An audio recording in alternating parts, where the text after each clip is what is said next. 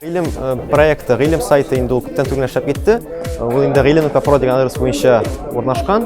Аның төп максаты татар телендә фәнни популяр контент төзү, татар телендә фәнни популяр мәкаләләр әзерләү, татар телендә видео дәресләр, аудио язмалар, фән кавалашлы һәм инфографик материаллар әзерләү. Безнең төп хыял, төп максат ул татар телен фән теле буларак яшәтү. Шуның өчен без инде фәнни популяр булган материалларны тәрҗемә итәбез.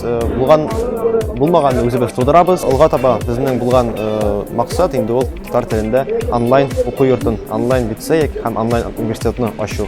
Шуңа таба барабыз һәм инде шуның өчен без бүген үзебезнең галимнәр белән очраштык, күрештек. Инде ничек эшләп була, нинди проблемалар бар әлегә, нәрсә инде эшләнгән, шуларны ачыклар өчен һәм инде шуларыбыз киләчәктә безнең бу хыялыбыз чынга ашыр дип.